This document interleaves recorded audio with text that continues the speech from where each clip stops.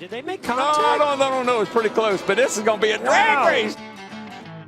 Right Look at there, this. moves Wow. him to win it. Carl Edwards bump and dump and run. Here comes Gordon right up to the bumper again. The bump and run. There it is. Maine to really turn around, Maine to Riley's cage up.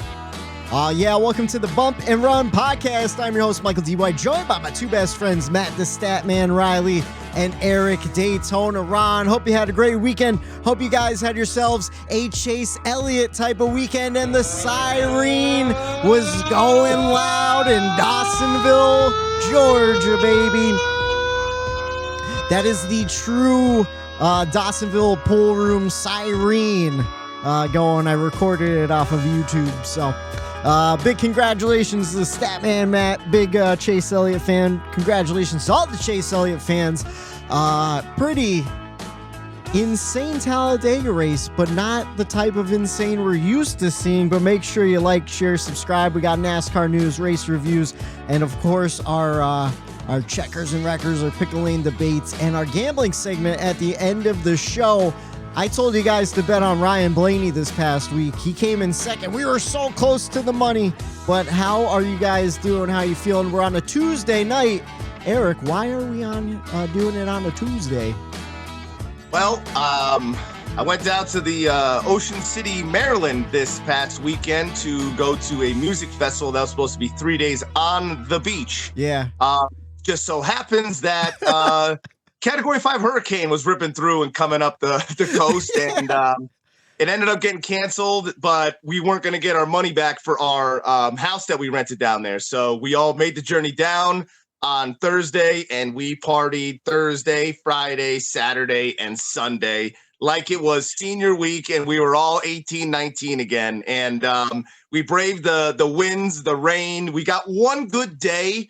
I think it was Friday was half decent, where we were able to go up and down the boardwalk and kind of like get on the beach at night. And other than that, hang out on the porch and drink and party, play a bunch of games. And, it was just a good time, good quality time with friends down there. And we just made the best of it. So can't complain, but it was rough. And, on the ride home, and yesterday we didn't get home till late, and I'm like, I would have been my brain would have been a wet noodle. So that is why we're doing it on Tuesday today. Yeah, yesterday would have been bad all around, I feel like. Did you guys get to go to the Ripley's Believe It or Not Museum? That was all. It was closed, dude. Oh, we went no. down there so it was late season. Like, everything's kind of done for. Closing after Labor up. Day. You don't get many more weekends where things are open. So we did go down that way. We made it to the arcade.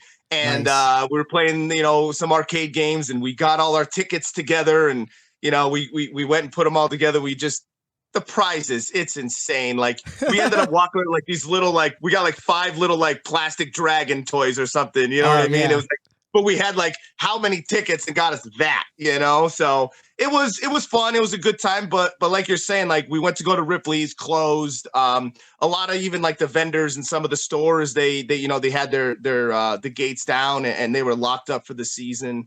The Staples were open, the candy shop and the likes of those. Did you get the Alaska ice stand cream. iced tea? No, I didn't get that, but it was kind of like we were in the movie The Warriors. I don't know if any of you guys seen the movie The Warriors. Just like dead when you boardwalk. Get dead boardwalk.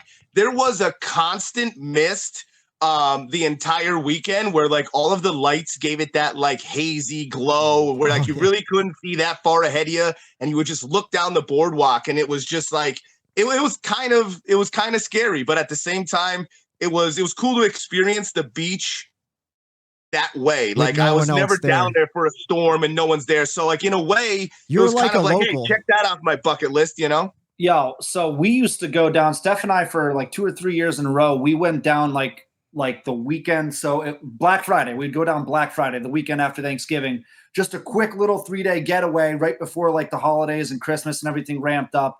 And Erik, same thing. Like, it was one of the days it would snow a little bit, so you get a little bit of snow. It wouldn't build up like it does here, but enough where it was like, oh, I'm at the beach and there's flurries. Like, that's right. Really weird. That is weird. There would be like, I think at that point, because we're talking another 2 months deeper into the year, there was probably, I don't know, during the summer, there's 1,000 restaurants in Ocean City. Oh God, yeah, close to it. And I think there was probably like 20 to choose from. So I know what you're talking about. And then even those 20 that were open, you get like the limited menus and everything. I would suggest going down that time of year if you literally just want a quiet weekend. But if you're looking for like a vacation type of experience, it's not the best time to go. Yeah, I'm a big beach and boardwalk guy. I love doing all that stuff. Even when we were teenagers, going down and partying for a week for senior week and stuff. So for people listening out of our area, like, it's a big deal for people in like upstate Pennsylvania to go down to Ocean City, Maryland. Like, that's the spot after you graduate high school. You party for a week and stuff like that. I'm sure everywhere in the country has that deal, but they go to somewhere else, you know? But so I always get a big nostalgic feeling for Ocean City, Maryland and stuff. So glad you guys had a good time and survived the storm too. Some of the videos you guys were sending in our Snap group, absolutely insane, of like the waves crashing on the beach. The waves, like right from our hotel, you look out and like when we first got there, it's like, oh, like the ocean's out there. You can see them crashing in, and like there was probably 100 yards to the water or whatnot. And you know, by the last day, I think I sent you guys a video. Like you could see the waves. It looked like they were going to come right over the wall. And when I took a walk down there, the beach from the wind, it was mainly only 50 yards to the water. And, you know, like when you go out to walk out on the beach, there's maybe 3 steps, the wood that you go down off of the boardwalk. All the steps were covered. The sand was almost like up to the top of that gray wall going down. Like that's how high, and the wind was blowing the sand up. So like I said, that was cool to see. I've never experienced the beach like that before. And there was a point where we all were getting a little nervous. Like, what's going to happen? Like if it was like, I couldn't imagine a direct hit, like, cause we were in Ocean City, Maryland. No. Obviously went to the Gulf side and came across, but man, it was a wild experience for sure. Yeah. And prayers with all the people down in Florida that were really affected by the storm and stuff. We're starting to get rain up here now. It's been raining all day long, and I didn't even think about the hurricane, to be honest with you. I'm like, man, this rain sucks. I'm like, oh, we're getting the hurricane now. It's coming through, or tropical storm, or whatever it is at this point. How about you, Matt? How's your weekend? Quiet weekend at home, or? Quiet weekend. We did a little, Erik was partying. I love how like, it's like the contrast of like hearing about Erik's weekend and then like my weekend. But there was a time where I would have been like arms locked with Erik down at the beach. Yeah. Times have changed for me a little bit over the past couple of months. So we went apple picking. We went up to went to an apple farm. You go to Roba's? No, we went up to Braces. Okay, all right. That's next weekend for me, Matt. That's next weekend for me. Yeah, that's coming up for us too. You know. Yep, went up there, did that, stopped in. My mom's house is not too far, 5 minutes from there, so stopped in, got to bring the baby up to my mom's house, so hung out there for a little bit, and then Sunday I had like an hour and a half window of my life where it was just euphoria. Yeah. I had Chase Elliott get pushed to the lead for the victory at Talladega.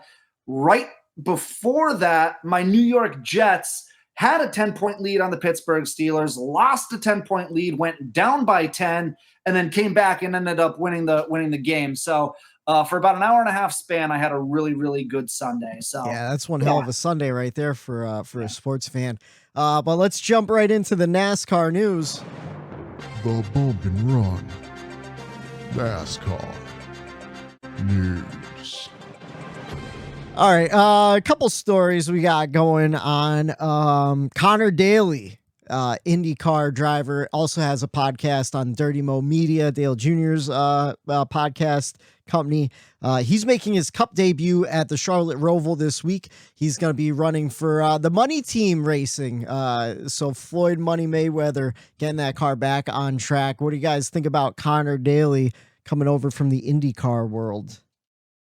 I always like it. I always like the switch when we get that cross, platform between Indy, F1, NASCAR, dirt, any of those. Whenever you can mix it, it just grows motorsports. So I like it. I like that they're getting a car back out there because a lot of people are starting to question that team and their commitment to it. I've been seeing a lot of rumors online that it might have been trying to be like a money grab where they get in, get out, try to see what it's like. And they haven't fielded a car in a while, if I'm not mistaken. And there were some questions about their commitment to the sport. So obviously going out and getting Conor Daly to come in and putting a car back out there maybe puts those rumors to rest. But it's always good to see someone else from another series come into NASCAR and give it a shot. Yeah, 100%. I agree with Erik. I think the part that I'm most excited about with that, though, is that the man who's going to be on top of the war wagon, we've got Tony Eury coming back for a race to be the crew chief. So that's really exciting. I know he did a Dale Jr. download a couple months ago, and Dale, he was Dale's longtime crew chief for a while. And, they had, some really good back and forth there. And Dale asked him, would you ever come back? And he's like, yeah, if the right opportunity came up. And, he's just like, no one's calling. So, like, I hope someone calls, and here we are a couple months later, the opportunity, it looks like, knocked on his door. So that's really cool to see. Yeah, and Conor Daly was actually on the Dale Jr. download a couple weeks ago. It was a really entertaining episode. But like Erik was saying too, I saw the same rumors like, oh, what's going on with them, New York Racing, and then there was another smaller team that ran the 500 that hasn't been seen in a while. Not sure what's going on with New York Racing or anything. Glad to see Money Team coming back though. And to your point about Tony Jr., he crew chief for the Daytona 500 with Kaz Grala too. So that's right, he did. Yeah. I bet you they've just been trying to pick strategic races to probably get the most out of what they have, and hopefully see New York Racing team come back too. But that's all I have for that one. Ty Gibbs and William Byron were both penalized after their incidents at Texas last week. Byron is appealing this week. I believe that appeals is going to be heard tomorrow. And supposedly Byron says he has a pretty good case. I don't know what kind of case could be made. We all saw the in-car of him just blatantly not slow down and smash into the back of Denny Hamlin. What do you guys think about that? I just have one weird thing that I don't really know about as far as the rules, but like, how are you able to appeal something a full week after it happens? Shouldn't he have had to have appealed that week so that like this past week, that's when the penalty starts and goes in? Like, how is he able to wait and push a whole week back? Oh, we're not going to appeal it this week, but we're gonna do it next week. No, I think they announced they were very weird to me. No, I think they tried to. I'm with Erik on that. That whole process is confusing to me. No, there's like an appeals day, like you appeal it, but then it could take like a week before, because there's a panel that has to hear your argument and stuff. So usually it does happen like a week after, like they got penalized and they're like, all right, well, we're gonna appeal it. It's just, it won't be heard until tomorrow. You know what I mean? Yeah, because that's such a gray area, because like then like they got through this weekend or like whatever race it was, they still have all their pick guys, the crew chief on top of the box and stuff. So like to me, that seemed like it was kind of fishy, where it's like, okay, we're going to appeal it, but not this week, because if they lost, they wouldn't have had it for this week. Well, they didn't lose. I don't think they lost crew members or anything. It was just a points penalty and a monetary fine. So I think they're just trying to get their 25 points back mainly, okay. But at the same time, like we did see Ryan Blaney when he lost a tire at Bristol. They said they were going to appeal it, and they have until it's appealed to keep your crew chief, until they go through that process. And then after last week, they're like, all right, you want to know what? We give up the appeal. They never had their case, heard, essentially. It's kind of like when you get pulled over for a ticket and then they give you a court date in like 2 months. You know what I mean? It's the same deal. And there was one other thing too, where it's like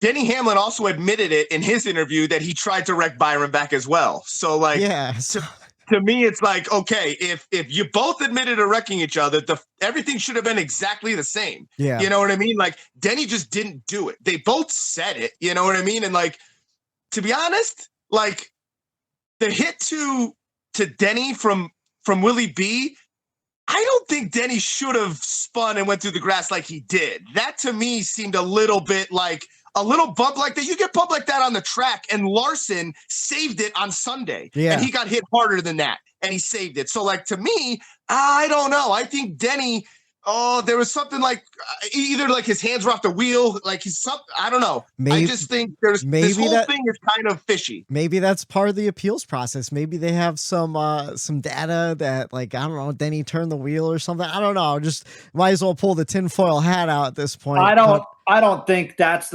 although I do love me a good tinfoil hat theory. I mean, Denny was in good position to win that race before that happened. So I don't think that's the case. I thought between the William Byron thing and the Ty Gibbs thing, I thought the Ty Gibbs thing was a lot more egregious. I don't know if you way mentioned worse. that or not, Whitey. Yeah, no. Gibbs got it.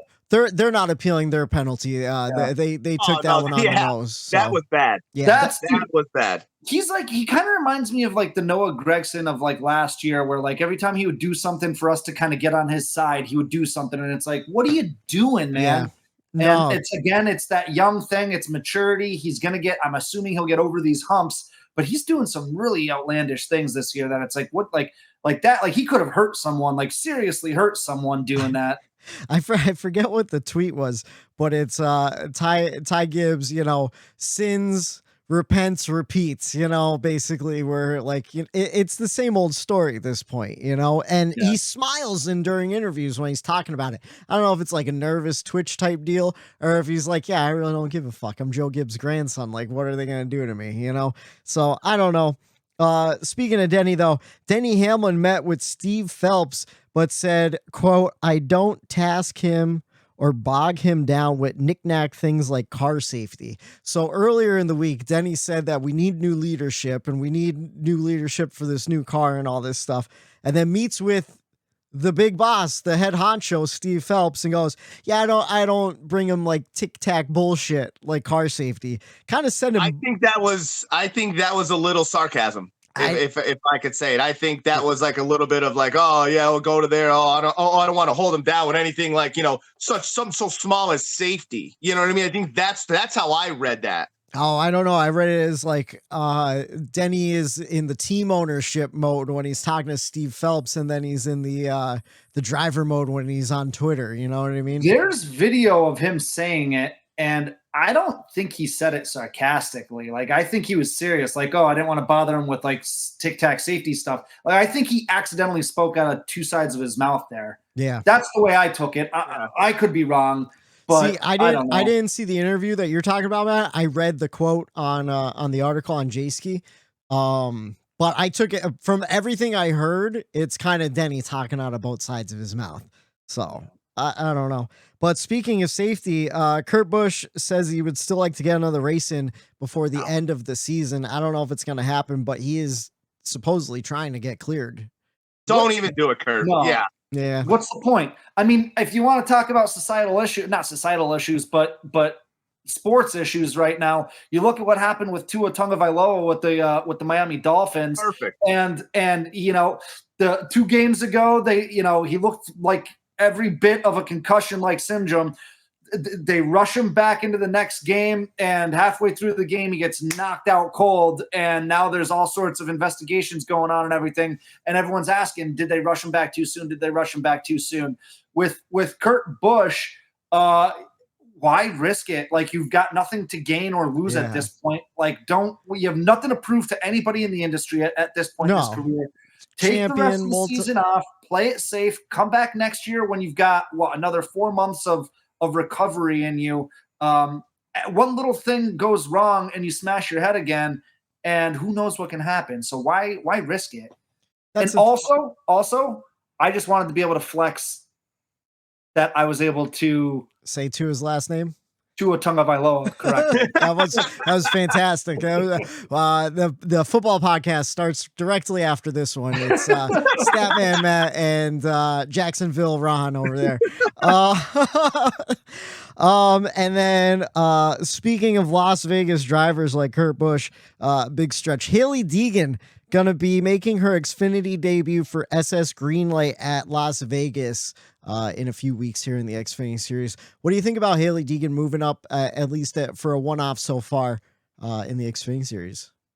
I love it. I think it's perfect timing because the truck races that I've watched, and I know this is like a lot of like the women in the sport, when they come up, they say this, and a lot of the times it could kind of come off as an excuse. But Hailie Deegan, I watch her because I'm a fan of her. I think she has the talent. I think she has the capability of winning in the sport of NASCAR.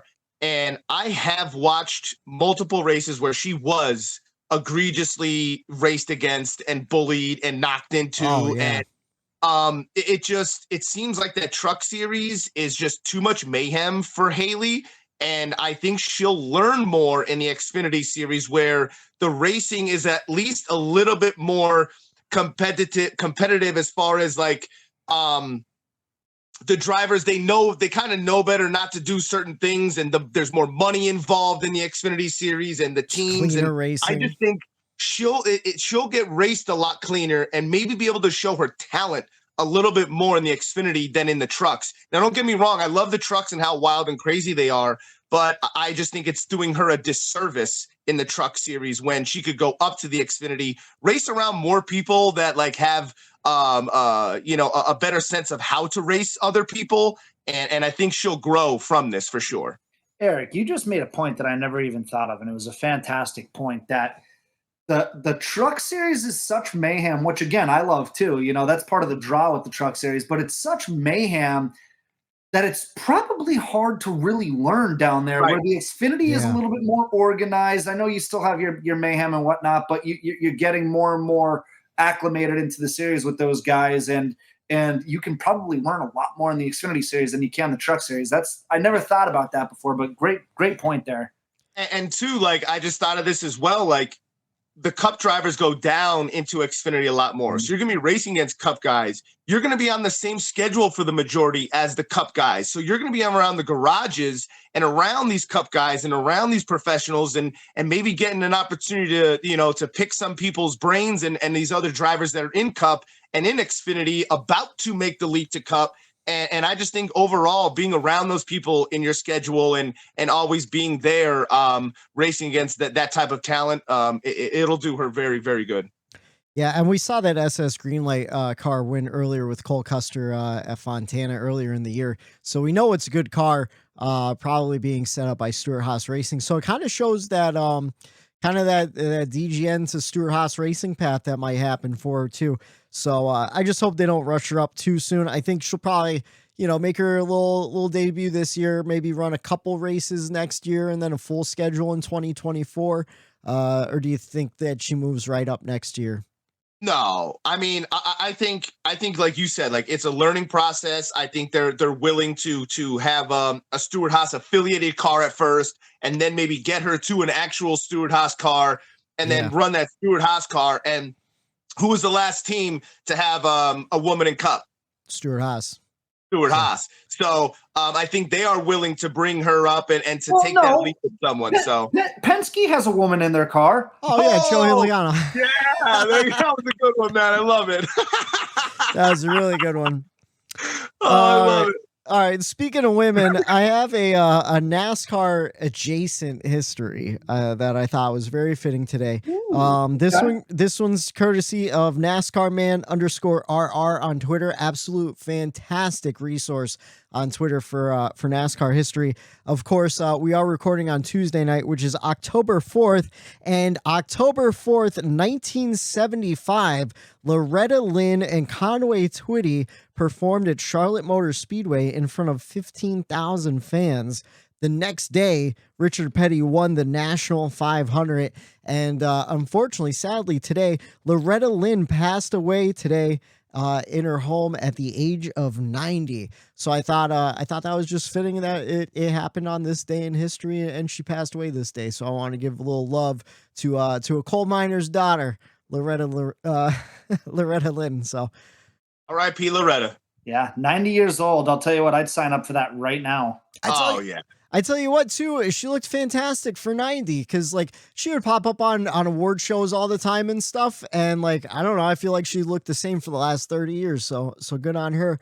Yeah, R.I.P. Loretta.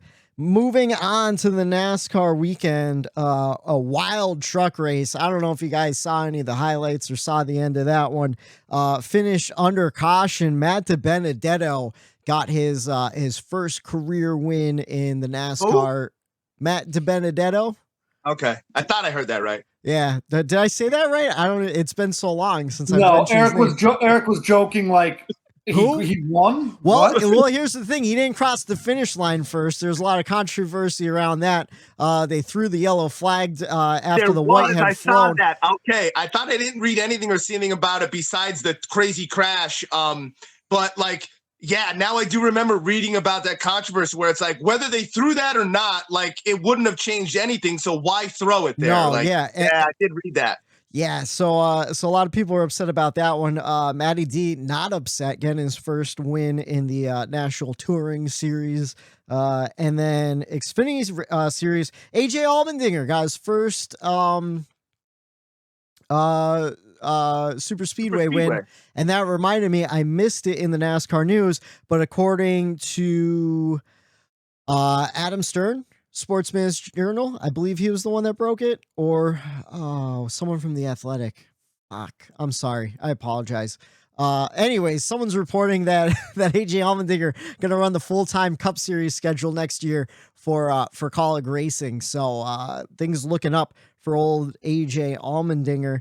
And then of course the Cup race, Chase Elliott, he led 4 times for 10 laps, getting himself a nice clean win in Talladega, just beating out Ryan Blaney. Got a big old push from Erik Jones. Not to cut you off, but like, what's going to happen to Daniel Hemrick now? What's his? I don't know. Situation, like, because that 16 car that AJ is taking over full time, that's what that rotation was, right? It was Gregson, it was Hemrick, and it was the Dinger. They all rotated that car. So now obviously Noah has a full-time ride. They made the 16 car full-time ride for AJ. So now where does that leave your boy Daniel Hemrick? I mean, I think it leaves him down in Xfinity, still trying to win another race. So I don't know. I mean, if you look at it, now AJ Allmendinger is leaving Colleague's Xfinity team. I'm assuming. I don't think he's going to run a double schedule. I didn't think about that. Yeah. So maybe Hemrick takes over that car. I don't know. We'll see.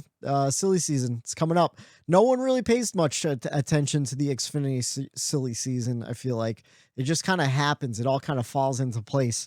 But we had 3 hours, 15 minutes, 23 seconds, 6 cautions for 25 laps.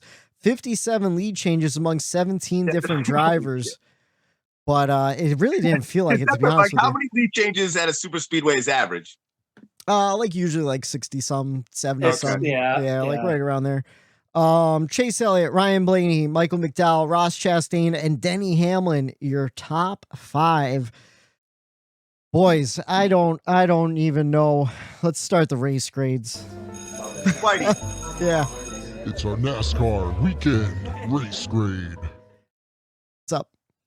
I think you should start because I kind of agree with a lot that you said about that race. It was you kind of nailed it. So how about you start with the race grades this week? All right. So I gave it a B-. I think I started out with a C- on Sunday, and I've slowly been giving it points every day. Although then today I listened to Door Bumper Clear. Normally we both record on Mondays, so I don't listen. I listen to Door Bumper Clear on Tuesdays. Those guys ripped this race apart, and then I'm like, well, maybe I don't know, man. It was such a weird Talladega race, but I give it a B-. I think it was an okay race. I wish we saw more movement in the middle of the pack for sure. More 3 wide, absolutely. And listening to the DBC guys, they basically said it's impossible to go 3 wide in these cars, which I noticed at Daytona. I noticed it at Atlanta. I noticed it at Talladega. It's really hard to side draft and stuff. I don't know if you guys picked up on that. Oh, yeah. Side drafting is the one where I'm like, man, they can't side draft for shit in these cars. There was a time in that race where Chase was in the middle and he was 3 wide for a brief, maybe a back stretch or whatever. Yeah. And it just seemed like they were pinballing off of each other, where I almost had my hand over my eyes, because it's like, they're not going to get out of this. Like, yeah. There's no way. And they all stabilized and kept it moving. But yeah, and they couldn't stay 3 wide long, or it would have been a disaster. And even the typical, like, okay, coming out of the turn, I'm going to go to the top and I'm going to make the top. right up against the wall. I'm going to go 3 wide up top and try to make a run. They weren't even able to go up. No. They were not trying to go 3 wide at all. Honestly, it was just that top lane was the only lane that was moving. I didn't see much from the bottom lane at all. But yeah, that's the stuff I wish there was more of. But at the same time, I was happy with the fact we didn't see too much aggression and a big one, especially after the last 2 weeks of just carnage, you know, and I feel like we automatically set ourselves up for carnage at Talladega. And these guys kind of proved it that it's them, you know, they're the ones pushing too hard. They're the ones pushing it 3 wide and then, you know, pinballing into each other and whatnot. So, I mean, it would have been nice to see a little bit more action, but at the same time, after the last 2 weeks of just catastrophic tire failure, it was nice to see a regular calm race. And that's why I've been bumping it up where I'm like, all right, it wasn't the edge of my seat Talladega I'm used to, but we did see a lot of different leaders. We saw a lot of different leaders for like big numbers of laps. Like Erik Jones led 36 laps. Ross Chastain led 36. Erik Jones led 23 laps. I thought Erik Jones was going to win it before that caution came out. So yeah, I give it a B-, a nice solid playoff race. How about you guys? Let's start with Matt. I gave it a B, slightly above you, but you're right in the wheel. We're right in the same wheelhouse there.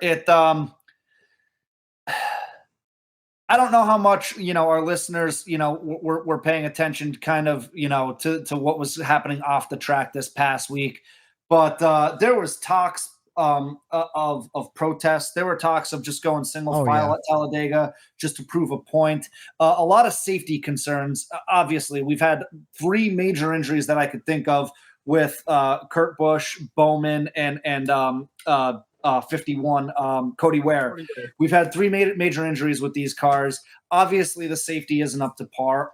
We can't really speak on it because we're not driving it. We don't put ourselves in those situations week in and week out like the drivers do, but they do. And it can't be the most comforting feeling when you're going to a place like an animal like Talladega, knowing how unsafe these cars have been, knowing that some of your comrades have gotten seriously hurt this year. So I can kind of understand where these guys are coming from when you have the biggest names in our sport like Denny Hamlin and Kevin Harvick talking so seriously about the safety of the cars. So it was no surprise that this was a calm race. Whitey, you hit the nail on the head. These guys, these drivers, they proved that you can drive a clean race at these racetracks. It's about how aggressive you want to get. And these guys didn't seem like they wanted to get aggressive. The cars seemed like they weren't going to allow these guys to get aggressive. And it's just been a weird playoffs because the 5 races leading up, or the 4 races leading up to this race in the playoffs have been just absolute chaos. And then you get to a racetrack where you expect it on every lap. And it was a Sunday drive for these guys. With that being said, I welcomed it. I welcomed the calmness because we can finally leave a race without anything crazy to talk about, which is kind of a breath of fresh air. Take away the entertainment aspect of tires blowing out and all of that. There were some serious concerns coming from some of these races previous to Talladega. So, I gave it a B, just a solid B race. We're on to the Roval. Who knows what the hell this car is going to give us at the Roval, whether we're going to get a wild race again or whether it's going to be a dud because this car hasn't been great on road courses. So I'm excited. I love the Roval. It's probably a top 7 or 8 race for me every year. It's really proven to be really exciting. So just weird race at Talladega, but weirdly calming, weirdly okay with it this time, and a B for me. I tell you who's looking forward to the Roval and who's had great success on road courses this year. Who is it, Whitey? Tell us. Who is it? That would be this guy, Tyler Reddick, on my koozie. For people not watching at home. No, I agree with everything you said, man. It kind of was a breath of fresh air. But at the same time, speaking of aggression, Ricky Stenhouse Jr., man, at this point, does like anyone work with him on super speedways? I feel like he's just such a danger now. that early in the race too, especially like after what Matt just went through and said. Yeah, it's like lap safety issue, 35. the single file, all of this stuff that these drivers are worried about, lap saying 22, like, hey, we're going to take it easy. And then here's Ricky out there going, hey, lap 22, fuck it. I'm going to get to the front. You better go, Harrison. You know what I mean? It's Let like, me push this rookie as hard as possible. I admire the shit out of it. Ricky's like, we don't care about safety and dirt racing, boys. I'm going for it. Oh, but the thing is, like, Ricky has to know. I remember I was there in Daytona and I watched that 21 roll over on that backstretch because he was getting pushed too hard. Harrison Burton had a super speed. He couldn't, he doesn't have that skill set yet to be pushed at a super speedway race. He rolled over in Daytona. It might have been Ricky Stenhouse to do it there too. I'd love to go back and see if he did it again, but it's like, Harrison and that guy in that car isn't going to be able to be pushed as hard like that. Why are you doing it on lap 22, guy? Now here's the thing though, Eric, when we were down there, we watched Harrison Burton run up front for a while before he flipped. So he's there a little bit, That's why I said, yeah, he'll get it. He's, still, but he'll get it. But yeah, man, Ricky can't work with that guy at all. I've got something for old Harrison Burton a little later on. Do you? All right, we'll talk about it. Well, I gave it a B+. Okay, same nice. things as like you guys said. I would have liked to see like how the finish was. Super exciting. I would have liked to see that more during the whole race. Like, I wanted to see a little bit more of that aggression. At least, I mean, I guess we kind of saw it at the end of stages, but not as much as the finish. So that was kind of there. And I think the car in this track, it didn't allow for a lot. Like you said, Whitey, the middle groove was it. So that top side, the high line, they ran that middle, and the middle was where it was at. The bottom couldn't get going.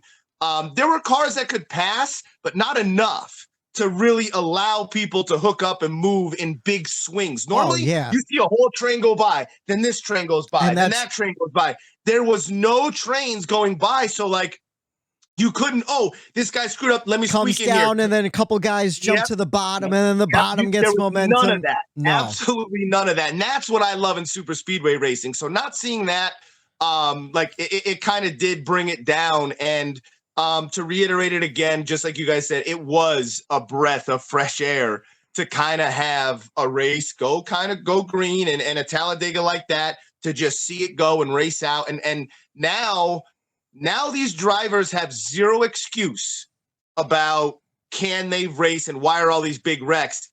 It's basically like you sent, I think it was Whitey, that Rusty Wallace team or driver interview where he's like, hey, these cars, they don't wreck themselves. You know what I mean? It's us. We're behind the wheel. We're going to wreck this. Like, we're wrecking each other. Think of the guy that's in that car with you. So it seems like these drivers now, they know that it's in their hands kind of, and they're the ones kind of, you could be a little too aggressive or just pick your poison, essentially, like Ricky Stenhouse never does. But I just thought that was an interesting tweet you sent, Whitey, because it kind of goes hand in hand with today. Yeah. Do you want me to play the clip? Because I love this clip. I love the clip. I'll set up. So this is from 1994 Speed Weeks. This is the same year that Neil Bonnet died, leading up to it. R.I.P. Neil. R.I.P. Neil. And someone else died that week too. And I feel like Rusty Wallace really did sum up exactly what the drivers are saying right now, and that's why I want to play it for you, because I'm tired of losing my friends and my friends getting hurt. I don't know about you guys. I hope you got a lot of consideration for other competitors instead of a lot of balls and no brains. We don't need that in this sport. I've been upside down here at Daytona. I've been upside down at Talladega. And let me tell you, it hurts, okay? These cars just don't drive down the straightaways and flip upside down by themselves. They just don't spin out by themselves. They just don't go flying through the grass by themselves. That happens because we hit people. We run into each other. I'm just as guilty at it as anybody else. I'm trying to change. Earnhardt, Ernie, myself, Kenny, all of us, we've all done it. We're trying to get it to stop. Use your head. If the car does not handle, it's not going to fix itself. Make a pit stop and work on it. Please respect each other. We can do that. There's no problem with that. Anybody got anything else to say? Well, he's right. We just 18-foot car won't fit in a 9-foot hole. There ain't no way to put it in there without causing a hell of a mess. And we just Kenny Schrader. We had a reality check this week, with a couple guys. And we just it's the first race here. We got to use our heads. I think everybody's got more concern for this race than they've had in a long time. And I think I even go out on a limb and say that I think every damn body in this room is running a little bit scared. And I will tell you, my wife is running damn scared, and I think the rest of your wives and families are too. So use your damn heads, please. Now, that goes hand in hand with today. Like that, if he said that, that was basically what Denny Hamlin and all the drivers this past week in the garage and all of their interviews, that is basically what they were iterating back to the other drivers. Like, hey, this kind of could come down to us too, Yeah. When you see Ricky in the back of the drivers meeting with the earbuds in, he wasn't paying attention, didn't know the meeting started. What did I miss? What? Oh, Danica, what? Oh no. Oh no. I'm sorry. So, no, but you want to know what? I kind of like that they're a little scared right now, because I feel like safety has made such leaps and bounds that a lot of guys have really lost respect for the speeds that they're going at. Thankfully we haven't lost anybody. And I forgot to mention the truck race. We saw a massive fire with Jordan Anderson. That could have turned out deadly very quickly. Himself with his own truck. Not only that, the DBC guys made a point that I didn't even think of. When he's pulling off his steering wheel, that's leaving the column completely exposed. He could have been impaled if he didn't get out, or if he hit the wall at any other angle than he did. He got so fucking lucky. Holy shit. And I didn't think about that either. Wow. No. That's medieval, dude. Holy shit. And speaking of Noah Gragson, I know we talk about how cool he looks now with his fucking fire suit unzipped and stuff, but he's supposed to have a fire retardant shirt underneath, the head sock and all that stuff those guys were talking about. Major safety concerns there. But back to the Cup car and the Cup issues.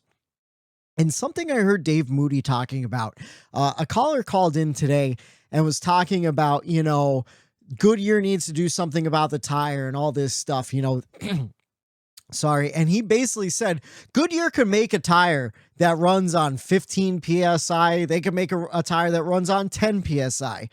But as long as the crew chiefs and the engineers keep pushing those boundaries and they drop it down to 9 and they drop it down to 8, I don't know exactly what caused Alex Bowman's crash, but if he lost the tire going into that turn, that's kind of on the crew chief taking that gamble with safety and running a lower tire pressure, Greg Ives, mistake me if I'm wrong. I don't know if you guys saw this. Greg Ives did take to Twitter, and he was very apologetic towards Alex, saying, this one's on me. Hope you feel better, yada, yada, yada. So, I don't know if that's him owning up to it or what. No, I saw that good too. on him if it is. You know what I mean? He's not, hiding behind anything or trying to push blame on anyone else. That's, him basically coming up and being a man and being respectful, because, the guy who is in that car that he's responsible for did get hurt. So for him to own up to that, that is good on him for doing that. That's very impressive. No, I agree. He basically said, I prepared these cars, I put them out on track, and we didn't get a safe car out there or whatever, So yeah, I mean, I don't know, maybe it is a little good that the running's scared, I keep hearing they are working on a new redesigned rear clip for next year and stuff like that. So NASCAR they're working on it. And something I don't think I talked about it last week, but I think it was during our text messages and stuff. But it's hard to make changes in the middle of the season when you're getting all this stuff supplied from other companies. You can make a rule change in the middle of the season when people are building their own chassis, but now there's retooling, all that stuff. So I feel like just changing the car, it's a little bit more difficult than it used to be. What's up? Well, I think Denny said he needs the whole ring. I just keep going back to Ricky Stenhouse Jr. just not paying attention to anything anyone is saying. You know he does it. That's so, He's just going out at Talladega and just running wide open. He's drawing stick figures on the desk in the driver's meeting. Making one of those flip booklets out of a Post-it note where the guy shoots the basketball. All right. Let's move on to the checkers and wreckers. 3 wide for the lead. 1 lap to go. It's this week's checkers and wreckers. Oh, I'm sweating now. Sweating after laughing. All right, Eric, let's start with you. What was your checkers and wreckers for the weekend? My checkers goes to Blaney. He just is on a Matt Kenseth 2003 type of season right now, where he is just been just one of the most consistent, drivers, getting top 10s, top 5s, and just keeping his car clean. He's keeping his car out of trouble. I feel like I'm repeating myself, but take advantage of other people's misfortunes. And he seems to be one of the drivers. He's had some, don't get me wrong. Most drivers have, but he has had, it feels like, the least amount of issues with his car and his team. So it's proving it that he, second place finish here at Talladega, clean, getting through the playoffs and getting a little bit closer to possibly winning a championship without a race. So I just have to give credit in the mayhem of what this season has been, for him to have run as consistent. Not many drivers were able to do that, and to come away at Talladega again through the playoffs and make it through with a P2. It's just been a really impressive run for Blaney, and again this week, another P2 finish. So I had to give my checkers to him for being just super, super consistent in all of this mayhem that's been unfolding in the last few weeks. Can I add something to that? Right yeah, now, go ahead. Right now, he's only 2 points behind Chase Elliott, and Chase has 5 wins on the season. With all the chaos that's been going on, like you said, like Blaney is just kind of keeping his nose clean and surviving these races when he needs to the most. And that's his personality too. I feel like he's not flashy. He doesn't want to be in the limelight, but everyone knows he's got the ability and the skills to get it done. And it's just. It seems like every week we talk about, this guy, that guy, Toyota, and he's just been keeping his car clean. And, to the point before about the crew chiefs, maybe his crew chief is just keep saying, hey, I'll let all these other guys screw up. I'm going to run it the way that this car is designed to be run. And I'm not going to go outside the box and try to work in that gray area and try to gain speed if I really don't need to. So, hats off to Blaney. All right. How about your wreckers? What's your wreckers? My wreckers goes to me. I was wrecked before the race. I was wrecked during the race. And I was wrecked after the race. And here I am today. And my body, well, it's a wreck. So I'm wrecking myself for just this weekend. I didn't get to watch trucks, Xfinity, watch the Cup race, but I'm wrecking myself for getting a little too wrecked this weekend. You can't party like you're 18 and expect to survive. No, right? I can't. No. How about you, Matt? What's your checkers and wreckers for the weekend? That's none of your goddamn business. All right. And mine is the finish. I give my checkers to the finish. That last restart was super exciting. Good hard racing to the end, and all the cars finished without wadding them up in their in the tri-oval. So I thought that was pretty interesting. And then my wreckers, just kind of like what I talked about during my race grade, the lack of movement. I think a lot of guys were playing it safe to avoid the big one. But the guys who were riding around in the back got burnt because of it. It was impossible to move up. The Toyotas were stuck in the back. I don't think I heard Kyle Busch's name once during that race, or Martin Truex Jr.'s name once during that race. Same with Bubba. Finished 26th or like 26th or 27th. Yeah, it's unbelievable. I mean, I don't know. Remember when no issues. Like, he finished that position with no issues. Usually you're back there, you have an issue. You're maybe one of the first cars in or out of the race, so you finish. No, that was just him and his car and where they were at. Just riding around. Remember a couple weeks ago when I thought Truex was a super speedway ace? I don't know what I was doing there. I don't know what you're doing there either, because like Martin Truex Jr. never won a Daytona or Talladega, I don't think, right? What I was doing there was like that one time where he came up like 2 inches short versus Denny in the Daytona 500. Yeah. Just plays in my head. I think that's what I was doing. It's the only thing I could think of. He's like the opposite of a speedway ace, I feel like, you know? Yeah. All right. Do you want to give your checkers and records for us now? So yes. So my checkers, so in hockey, you get credited with an assist if you're one of the last two players to pass the puck before the player scores a goal. So if there's such thing as a credited assist in NASCAR, Erik Jones just got himself one. Absolutely. My man pushed Chase Elliott to the lead on the last lap to give him the victory, whether it was intentional or not. He was a hell of a pusher for Chase. He gave him that win. As a Chase fan, I'm forever grateful. Eric, you're an Erik Jones fan, so thank you. He shoved his ass right to the win. And, like, that was his car all day. Like Whitey was saying earlier, where certain cars could push and be pushed, and it seemed like everybody wanted to work with Erik Jones until Ross Chastain at the end. Ross Chastain fucked over that whole top line. And at a certain point, I thought he was going to fuck over both Chase Elliott and Erik Jones because the bottom started hooking up. Yeah. And Erik Jones and Chase, they were maybe 2-3 car lengths ahead of Chastain. And I'm like, this bottom line, they're going to blow right by him. And Erik Jones and fucking Chase Elliott are going to be screwed.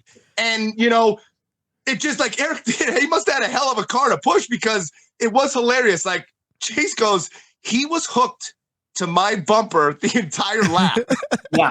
So it goes to show the talent because, like, versus Ricky and Harrison versus Erik Jones and Chase, they were hooked up the entire lap around there. So, yeah, it was cool to see that. I liked to see that. That was awesome to witness. Well, that's what I was gonna say. Was Erik Jones's car was a freaking beast. I think he had an average running position of 7th in that race, which is phenomenal in a super speedway when you usually have comers and goers. I know that wasn't necessarily the case a lot this time around, but Erik Jones, in my mind, we always talk about it here because, you know, I pay attention more to Erik Jones because of our Eric being an Erik Jones fan.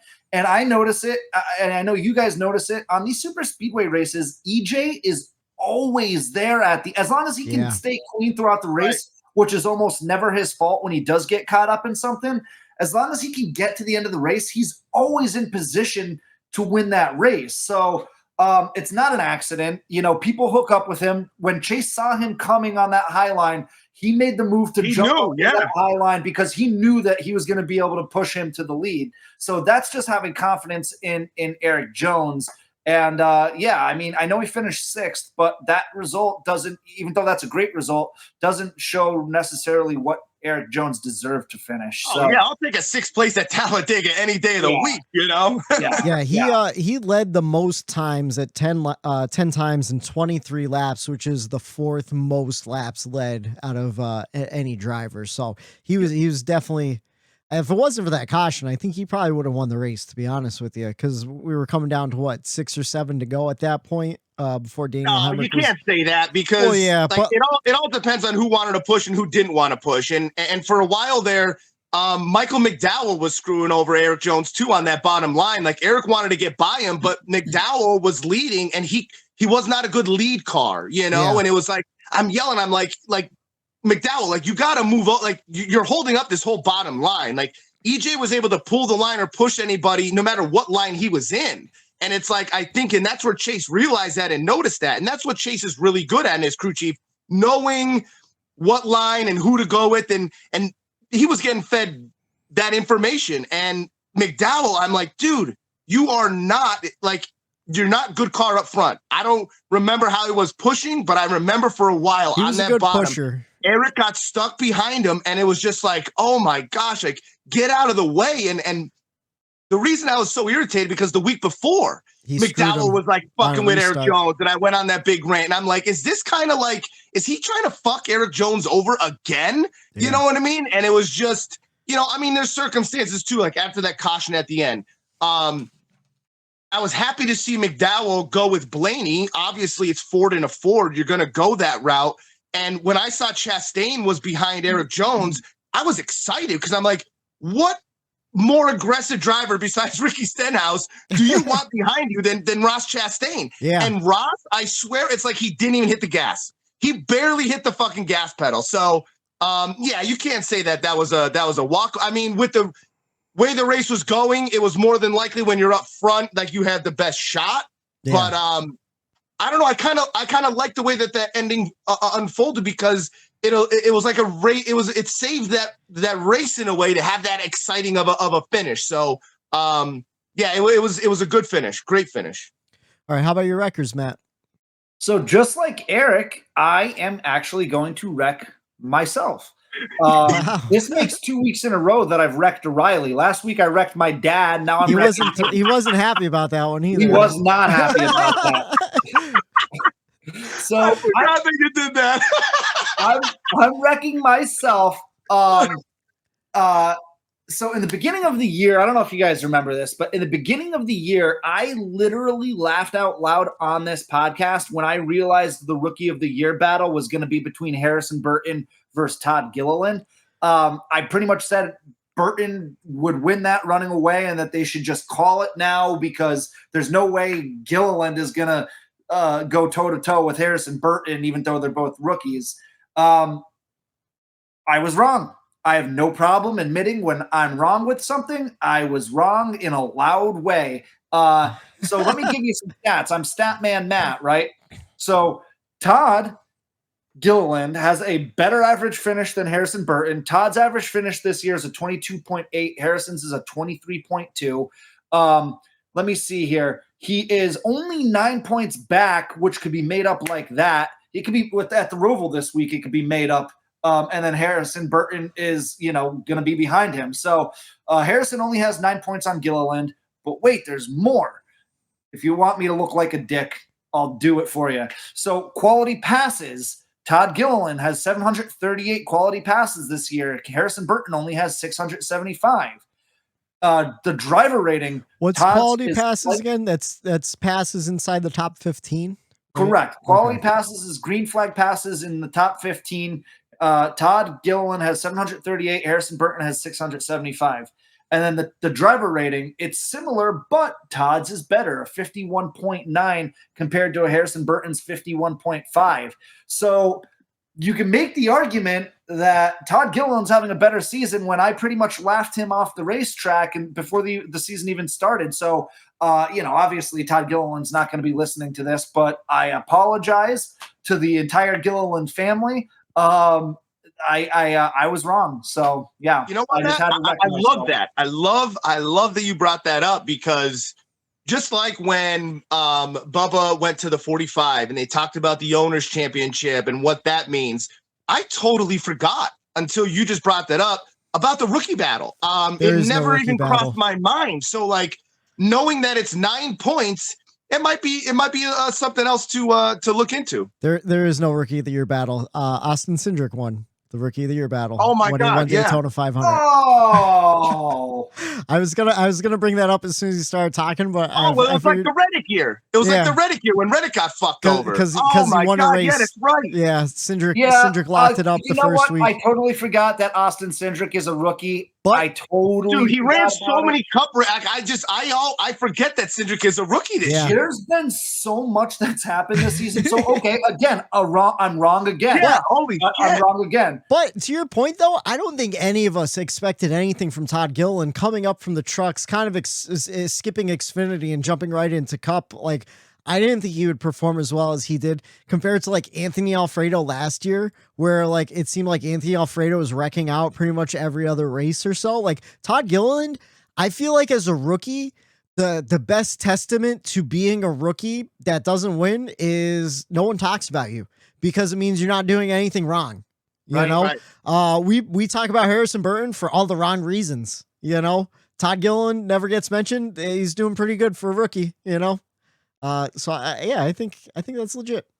Well, my whether it's Rookie of the Year battle or not, and God, I'm embarrassed now because you're right. Austin Syndrick won the first race of the season, but just the battle. I do specifically remember going back and talking about Harrison Burton versus Todd Gilliland, and like just saying like Todd Gilliland, like who's that? And who's Matt Reilly is what I should have said because God was I wrong.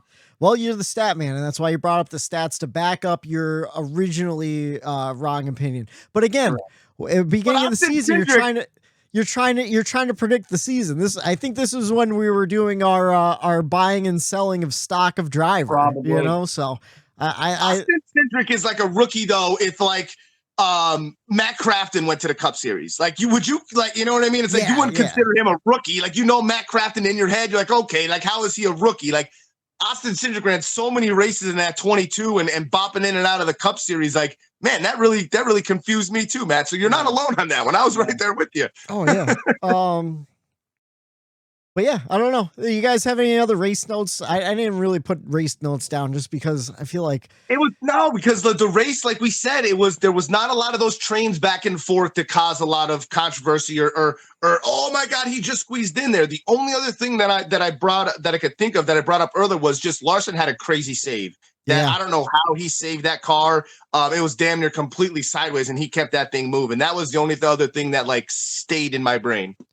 Yeah, I mean, I feel like the big storyline going into this race and kind of leaving was safety, you know, like we mentioned before, really not much on track that kind of talk about. I mean, there was that late caution with Daniel Hemrick stuck on pit road. A lot of people are complaining they threw a caution because he was in his pit box.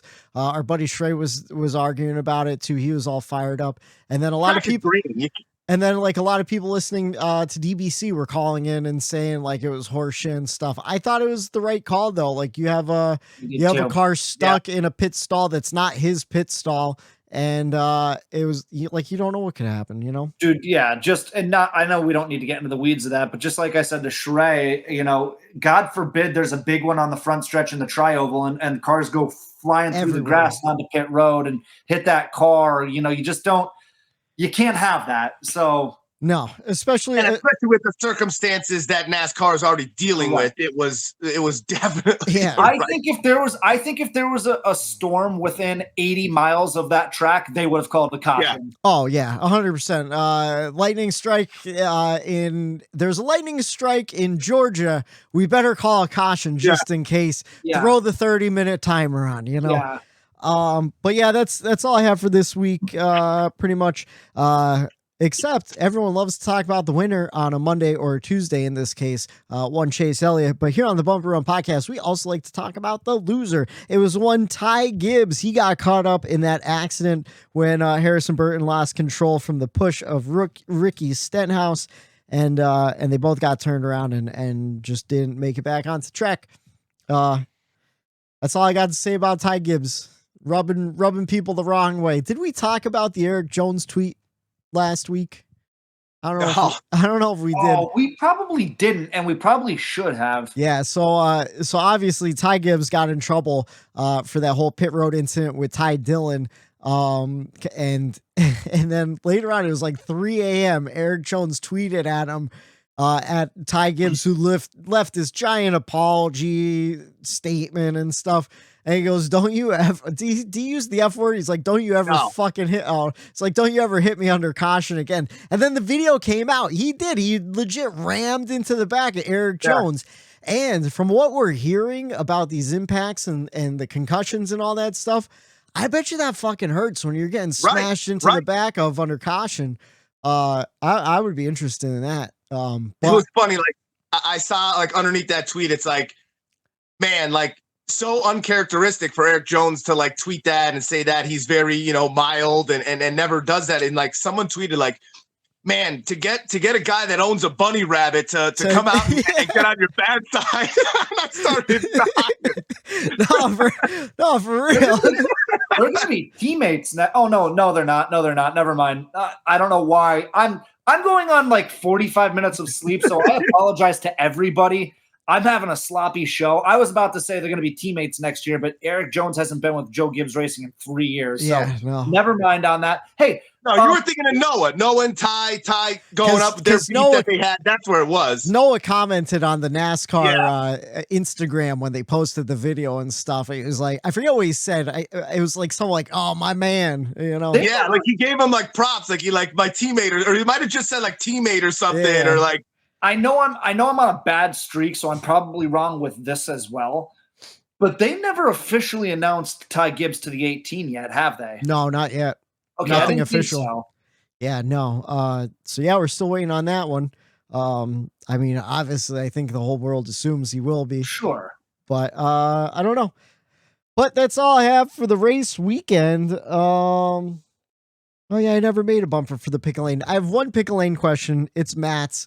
If you don't want to do it, we can skip over it because I can see how tired you are. We can rush through the end of this show. We can roll with this. I think it's a good discussion to have. All right. All right. Choose cones out. I throw out the topic. You guys answer, but actually Matt threw out the topic, so maybe I should answer and let Matt judge. Do you think that? So I'll ask it. Yeah. I'll ask it.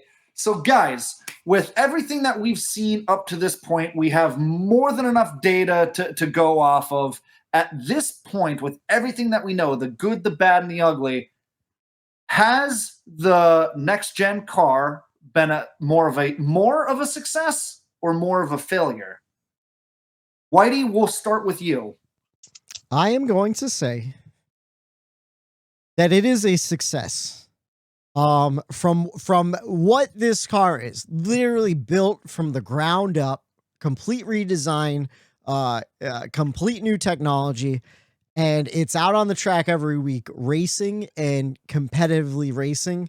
I think it is a success. We've seen some of the best intermediate track racing we've seen in years now. Short tracks, garbage. Road courses, so-so. Super speedways, on the fence also, but it is still producing good racing. Is it a failure? A little bit when it comes to safety that we're finding out. Is it a failure in terms of short tracks? Yes. So it's not down the middle. I lean more towards a success, but it does have its shortcomings. But at the same time, the last year's car had the same shortcomings in different ways. You know, it was shitty on intermediates, but it was great on short tracks and road courses. So and then the year before that, short tracks sucked too, because they were trying to do one package. Intermediates kind of sucked and road courses kind of sucked. So it all goes from year to year. I think next year we're going to hear the word package return, and this is just where we're going to be. But in terms of a brand new, redesigned, completely different off the ground car, I think it's a success. I'm going to disagree and say that it's a failure for one reason and one reason over, and that's safety. Yeah. You failed the drivers. That's why it's a failure. It's a failure. Without the drivers in the car, what do you have? You're not going to get good racing on short tracks, intermediate, super speedways if the guys in the car aren't able to do it or healthy enough to do it. Yeah. They shouldn't have released this car. It was too early safety-wise. And even when we were talking about it, the heat and the exhaust, it's too hot in the car, can't do this. Safety was always in the talks, and it seemed rushed. I get your point. It's been a success in other areas of racing, but you look at years prior, what wasn't an issue? Safety. They went backwards. Yeah. And that's never a good thing. And they knew that they were going backwards, and they still went out and they still wanted, this has to be on time. Nope, we're going to race this no matter what. We have to get this car out. We have to do this. They put a value on the drivers.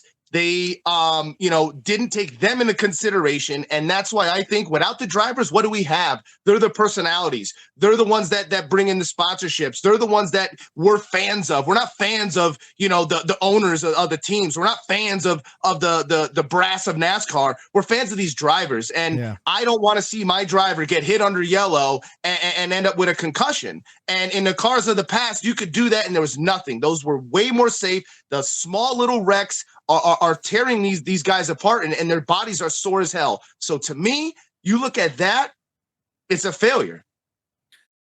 I'm going with Erik. I think it's a failure, and it's the only reason. If it wasn't for the safety, Whitey, you make all the valid points in the world. Absolutely, I can't disagree with anything you said. But for safety's reasons, they failed the driver, like Erik said. I had to watch my favorite driver in the whole wide world, Dale Earnhardt Jr., miss half a season because his brain got scrambled one too many times. We're seeing that again. We hadn't seen it much since and before Junior, and then up until this year, and now it's happening. And it's only two guys that we know of that are for sure injured. Who knows what's happened throughout the rest of the season where guys just might not have said anything. And I know that's kind of reckless. That's a reckless speculation. No, it happens. I don't think that's reckless. It happens all the time. Competitors, it happens in every sport where you just chalk it up to, I felt that way once before, I'll be fine. But after the 10th and 11th crash, you can't shake it off anymore. As a matter of fact, Kurt Busch did it. He shook it off until he couldn't shake it off anymore. Right. I mean, Bowman was racing his sprint car the whole week leading up to it, and that's when he was like, yeah, there's something wrong. Maybe I shouldn't race this week. So when I saw the in-car camera, that was bad. That made me when he flipped open his visor and he was just like I don't know. I've had a concussion once. Eric, I know you have. Whitey, have you ever had a concussion before? I think I did. There was Bloomsburg. There was one time on the ice. There was one time in Bloomsburg. I slipped on the ice and I cracked my head open. I was bleeding and shit. But I was also drunk, so I don't know. Right. I woke up in rough shape. If you've ever had a concussion, it almost hurts to just see the lights and shit. Bright lights and shit. And when he flipped open that visor and he was just like squinting and then he was even saying like, oh guy, like I can't run, I can't race anymore. Like it's just like, Jesus Christ, like what are we doing with these cars? Like Erik said, like so they pushed it off a year. This was supposed to be the second year of the car, but they pushed it off last year because it wasn't ready. If you remember going even last off season, they were still talking about safety concerns and they pushed forward anyway because they wanted that car out on track by the time the clash rolled around in Los Angeles in February earlier this year. And they did a disservice to the drivers. So I think that is a failure. Now, I know that they have already, I think today or tomorrow, I think they're having a meeting with the drivers about the plans of what they're going to do to fix the car. Yeah. And I think they have a crash test coming up this week as well. So they're working on it. Of course, the top brass in NASCAR, they're not going to leave these guys hanging out to dry, but for this season, it's a wash. Like the car is the car at this point. And for the last handful of races, we're going to see some scared ass drivers and that sucks. Yeah. And you want to know what this is the problem with the season being as long as it is, because there's only so much time in between the season to make all these drastic changes and stuff. And to your point, this car came out a year later than it was supposed to, and they only stopped working on it for a few months in between with COVID and stuff. So it's like, could you imagine if they just rushed it out for 2021 like it was supposed to be? I don't know. It is scary. It's scary that we're hearing about it now in the season. But at the same time, like, how far into the season did we get where it's like, this car's fucking awesome, the racing's fucking awesome, so. And that's where like Matt and I both agree with you on all of that. But to me, the drivers being hurt, that's just the all-time fail which I get it. What what I'm surprised about too is like you see in football the technology that's come a long way with the helmets to try to mitigate. You're never going to get concussions out of the sport ever, but to try to mitigate the concussions and the repercussions on the brain and the skull. I'm surprised NASCAR, I mean, I don't know. I don't know enough about the NASCAR helmets. Maybe they do, but I'm surprised they don't have that similar technology in their helmets.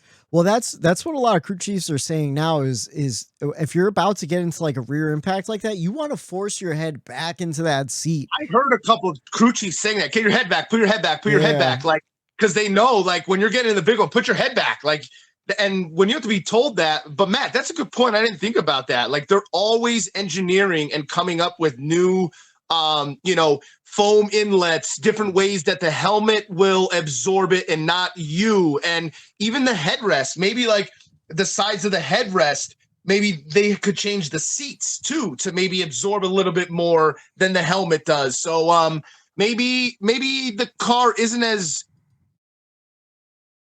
bad as it seems, and maybe that's a way where they save money as far as not retooling the whole car to absorb it better, but maybe retooling the seats and the helmets might be a little bit cheaper and a route that the owners would like more than a retool the whole car. Randy and Corey LaJoy need to start pouring thicker seat inserts.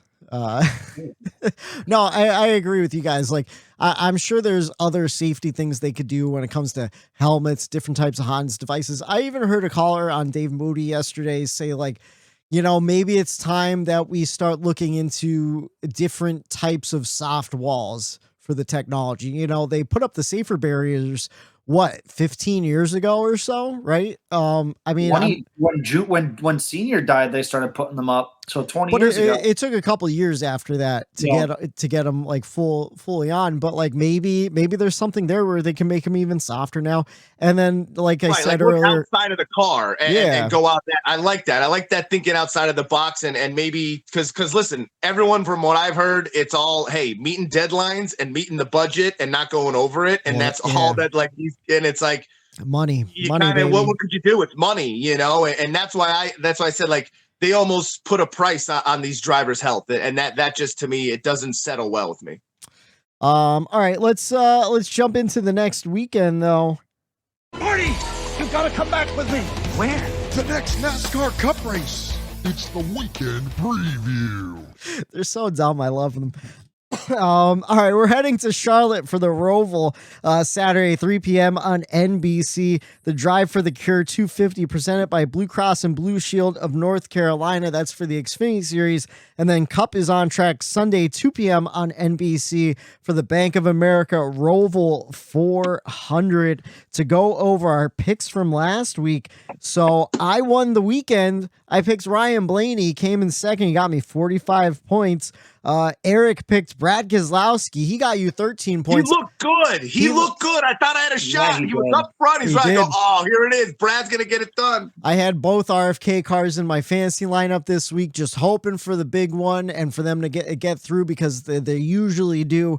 And of course, the pit road penalty threw them back into the back there. And then Matt picked literally at random, and he got Ty Gibbs, who finished last and got you 1 point. And the only reason why you picked randomly was because you got 3 points the week before and you're like, can't get any worse.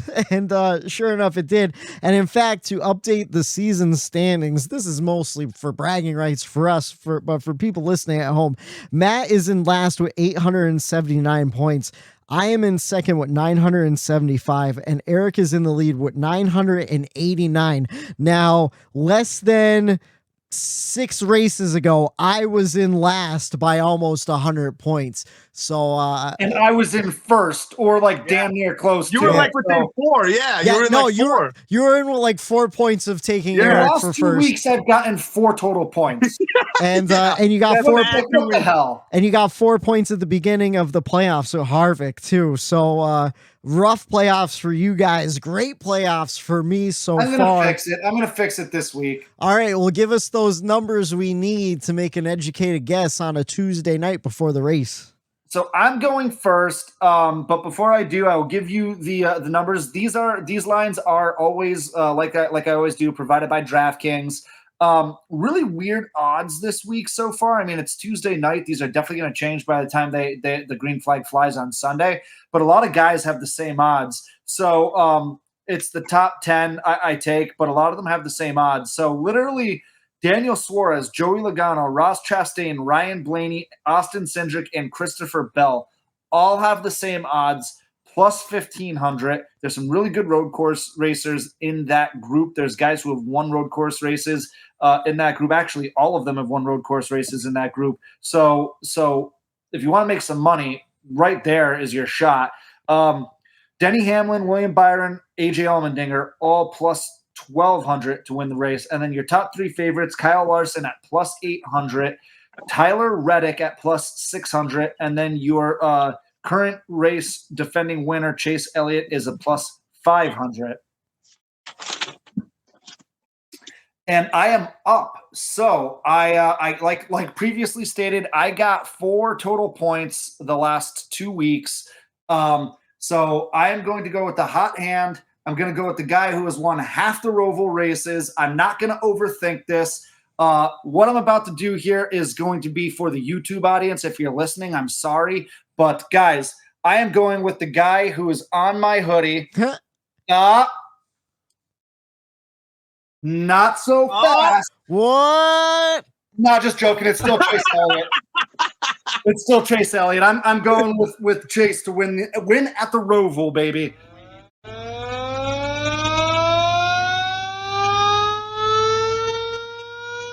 All right, I like it, but who are you picking, Eric? I'm going with the guy that I picked earlier in the year, and he actually got his first Cup win. I am going with mi amigo, Daniel Suarez. Lock himself in. All right, I like it. I am going with a guy who's sitting on the cut line right now, minus 11 points.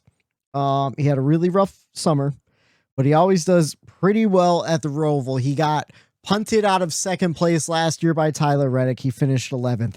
The year before that, he finished 6th. The year before that, he finished 6th.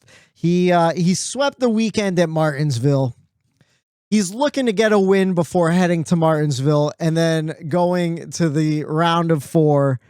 I am putting all the chips in this week on one Slick Willie 2 clocks, William Byron, for the win at the Roval. I like it. I like it. All right, and to go over the playoff cut line right now, Alex Bowman minus 54 points, needs a win if he comes back this week.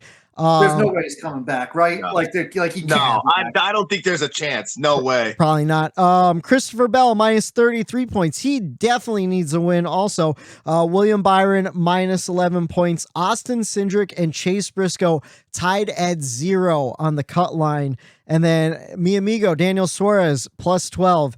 Kyle Larson and Joey Logano tied at plus 18. So, who will it be? Will it be Willie B, Slick Willie 2 clocks? Will it be mi amigo getting his second road course win of the season and locking himself in to the round of 8? Or will it be Chase Elliott, the man with the most wins on the season so far? He's been killing it in the playoffs. Probably the only championship favorite there is at this point, because everyone else, it's up in the air. I don't know. We will find out this Sunday, 2 p.m. on NBC for the Bank of America Roval 400, and we will break it all down for you right here on the Bump and Run podcast on Monday night. For Matt the Statman Reilly, for Erik Daytona Ron, I'm Michael D. White saying have a good night. The Bump and Run. There it is.